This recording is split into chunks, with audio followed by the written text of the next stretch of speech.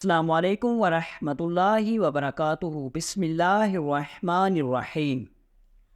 ایک دفعہ سلطان صلاح الدین ایوبی رحمۃ اللہ علیہ اپنے سپاہیوں کے ساتھ شکار سے واپسی پر جنگل سے گزر رہا تھا کہ سلطان کی نظر ایک آدمی پر پڑی جس کو گاؤں کے 5-6 آدمی بری طرح مار رہے تھے۔ سلطان صلاح الدین ایوبی رحمۃ اللہ علیہ نے اپنے سپاہیوں کو اشارہ دیا کہ اپنے گھوڑے روک دو، اور سلطان نے اپنے ایک سپاہی کو بھیجا کہ جاؤ اور ان ساروں کو بلا کر میرے سامنے حاضر کرو۔ اگر وہ آگے سے مزاحمت کریں تو ان سب کی گردن اڑا دینا۔ سپاہی فوراً ان آدمیوں کے پاس گیا اور سلطان کا حکم دیا اور کہا کہ سلطان کے پاس حاضر ہو۔ جب ان گاؤں والوں نے سلطان کا نام سنا تو تھر تھر کانپنے لگے، لیکن پھر سلطان کے سپاہی نے کہا، اگر تم بے قصور ہوئے تو سلطان کبھی بھی بے گناہ کو سزا نہیں دیتا۔ ادھر سلطان گھنے درختوں کے سائے کے نیچے اپنے گھوڑے پر سوار بیٹھا تھا اور سلطان کا سپاہی ان گاؤں کے آدمیوں کو پکڑ کر سلطان کے پاس لے آیا۔ سلطان صلاح الدین ایوبی رحمۃ اللہ علیہ نے گاؤں والوں سے پوچھا، آخر ایسی کیا بات ہے کہ تم اس نوجوان پر بری طرح تشدد کر رہے ہو؟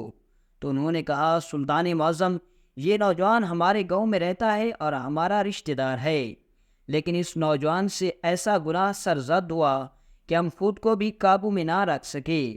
یہ سن کر سلطان صلاح الدین ایوبی رحمۃ اللہ علیہ نے کہا کہ اس نوجوان نے آخر ایسا کیا گناہ کیا کہ تم نے اس کی سزا کا تعین خود ہی کر لیا؟ ایک بات یاد رکھو کہ کبھی بھی کسی مجرم کو سزا دینے کا تم خود تعین نہیں کر سکتے۔ کیا منصف اور قاضی صرف شاہی سکوں کو اڑانے کے لیے بنائے جاتے ہیں یا پھر عیش و عشرت کے لیے؟ اگر اس نوجوان نے کوئی ایسا گناہ کر بھی دیا تھا تو آپ لوگ اس نوجوان کو قاضی کے پاس لے جاتے اور قاضی صاحب اس نوجوان کے گناہ کے مطابق اس کی سزا کا تعین کرتا۔ سارے گاؤں والے سلطان کے سامنے سر جھکائے کھڑے ہو گئے اور پھر سلطان صلاح الدین ایوبی رحمۃ اللہ علیہ اس زخمی نوجوان سے مخاطب ہوا اور فرمایا، اے نوجوان، تم خود بتاؤ کہ تم سے آخر ایسا کیا گناہ سرزد ہوا کہ یہ تمہیں اتنی بری طرح مار رہے تھے؟ سلطان صلاح الدین ایوبی رحمۃ اللہ علیہ کے بھاری الفاظ سن کر وہ نوجوان بھی سر جھکائے شرم سے کھڑا رہا، اور سلطان صلاح الدین ایوبی کے الفاظ میں اتنا زیادہ شدت ہوتی کہ اس وقت کے مورخین کے مطابق آپ کے قریبی وزیر بھی سلطان کے سامنے بات کرتے وقت لڑکھڑا جاتے۔ سلطان کے سوال پر کسی میں بولنے کی ہمت نہ ہوئی۔ تھوڑی دیر خاموشی چھا گئی اور ایسے لگتا تھا کہ سب کی سانسیں رک گئی ہیں۔ چند لمحوں کے بعد ان گاؤں والوں میں ادھیڑ عمر کا آدمی سر جھکائے کہنے لگا، سلطان معظم، یہ نوجوان آج سے 2 سال پہلے بہت اچھی طرح زندگی گزار رہا تھا۔ اس کی بیوی بھی اس کے ساتھ بہت خوش تھی، لیکن اچانک اس سے کیا ہو گیا کہ ان کے گھر میں ہر وقت جھگڑا فساد رہنے لگا اور یہ نوجوان آہستہ آہستہ برائیوں کی طرف بڑھنے لگا۔ پہلے یہ 5 وقت کا نمازی بھی تھا اور اللہ کی عبادت بھی کرتا تھا، لیکن اس کے ساتھ ایسا کیا ہوا کہ اس نوجوان نے نماز کو بھی ترک کر دیا اور اپنی بیوی کے ساتھ بھی ہر وقت جھگڑا کرتا رہتا۔ یہ سن کر سلطان اس نوجوان سے مخاطب ہوا اور کہا، کیا تم اپنے الفاظ میں مجھے سچائی بتاؤ گے یا مجھے گھوڑے سے اتر کر تمہیں تلوار سے سمجھانا ہوگا؟ کانپتے ہوئے ہاتھوں سے، لرزتی ہوئی زبان سے وہ نوجوان بولا، سلطان معظم، آج سے 2 سال پہلے میں اپنی بیوی کے ساتھ بہت خوشی خوشی زندگی گزار رہا تھا، لیکن بدقسمتی سے میرے گاؤں کے ایک نوجوان کے ساتھ میری دوستی ہوئی اور بدقسمتی سے وہ نوجوان بری عادتوں میں مشغول تھا۔ میں اس کے ساتھ بہت زیادہ وقت گزارتا تھا، جس کی وجہ سے اس کی عادات کا مجھ پر بھی اثر پڑنے لگا، اور شراب نوشی کے ساتھ ساتھ اس میں ایک بری عادت یہ بھی تھی کہ وہ نوجوان جانوروں کے ساتھ زنا کرتا، اور ایک دن میں نے بھی اس کو دیکھ کر ایک گدھی کے ساتھ زنا کیا۔ اس کے بعد جیسے ہی میں گھر لوٹا تو میری بیوی نے فوراً میرے جسم سے آنے والی بدبو سے پہچان لیا، اور اس نے مجھے اس دن سے لے کر آج تک اپنے قریب ہی نہیں آنے دیا، اور اس دن سے اسی طرح میں جانوروں کے ساتھ بدکاری کرنے لگا، اور نہ ہی میں پہلے کی طرح نماز پڑھتا تھا اور نہ ہی خود کو صاف ستھرا رکھتا اور نہ ہی اپنے جسم کی صفائی کا خیال کرتا، اور آہستہ آہستہ میں اس انجام تک آ پہنچا۔ حتیٰ کہ ایسا وقت آ پہنچا کہ گاؤں والوں نے ہمیں جانوروں کے ساتھ زنا کرتے ہوئے دیکھ لیا تو انہوں نے ہمیں بری طرح مارا۔ اب نہ ہی مجھے بیوی اپنے قریب آنے دیتی تھی اور نہ ہی میں کسی جانور کے ساتھ زنا کر سکتا تھا، اس لیے میں نے شہوت سے تنگ آ کر جنگل میں چلا آیا۔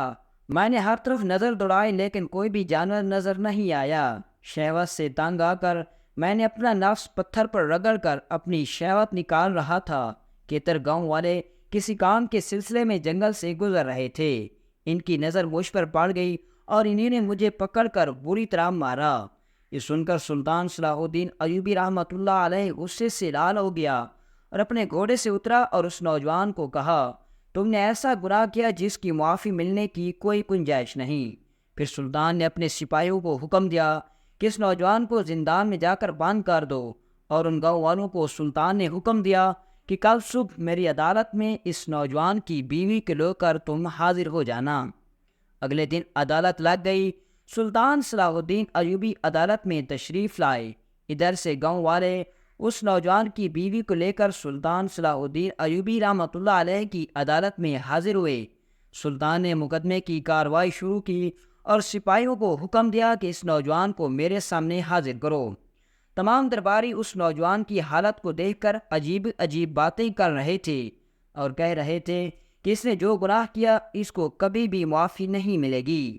سلطان صلاح الدین ایوبی رحمۃ اللہ علیہ نے اس نوجوان کی بیوی سے پوچھا کہ جب تمہارے شوہر سے ایک بار گناہ ہوا تو تمہیں اس کو معاف کر کے تمہیں اس کو اس کا جائز حق ضرور دینا چاہیے تھا۔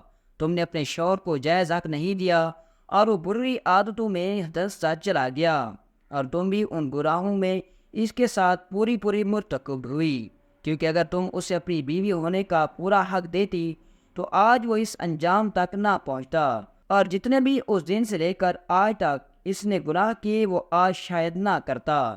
سلطان صلاح الدین ایوبی رحمۃ اللہ علیہ کے گرچے الفاظ سن کر اس نوجوان کی بیوی بولی، سلطان معظم، جب سے یہ جانور کے ساتھ زنا کرنے لگا تھا اس کے جسم سے عجیب و غریب بو آتی تھی۔ میں روز بروز تنگ آتی جا رہی تھی اور مجھے شک تھا کہ یہ کوئی غلط کام کر کے آتا ہے، لیکن جیسے ہی میں پوچھتی تو یہ مجھے باتوں میں ڈال دیتا۔ لیکن ایک دن جیسے ہی ایک باہر سے گھر آیا تو اس کے جسم سے بو آ رہی تھی۔ میں جان گئی تھی کہ یہ کسی جانور کے ساتھ زنا کر کے آ رہا ہے۔ میں نے فوراً پہچان لیا اور اس دن سے لے کر آج تک میں نے اسے اپنے قریب بھی نہیں آنے دیا۔ یہ سن کر سلطان صلاح الدین ایوبی رحمۃ اللہ علیہ نے کہا، تم بہت بڑے گناہ کی مرتکب ہوئے، اور اگر آج تجھے سزا نہ دی گئی تو آنے والے وقت پر بہت اثر پڑے گا، اس لیے تمہیں سزا بھگتنی پڑے گی۔ پھر سلطان نے اس نوجوان کو سزا سنا دی، اور اس کے بعد سلطان نے اس کی بیوی کو کہا کہ ایک عورت ہی انسان کو زمین سے آسمان تک لے کر جا سکتی ہے، اور وہی عورت ہی انسان کو آسمان سے گرا کر زمین کے نیچے بھی لے جا سکتی ہے۔ اگر تم چاہتی تو اپنے شوہر کا ساتھ دے کر اس کو اتنے بڑے گناہوں کے دلدل میں دھنسنے سے بچا سکتی تھی، لیکن تم نے اس کی مدد کرنے کی بجائے آسانی والا راستہ اختیار کیا اور اس کو اس دلدل میں دھنسنے دیا۔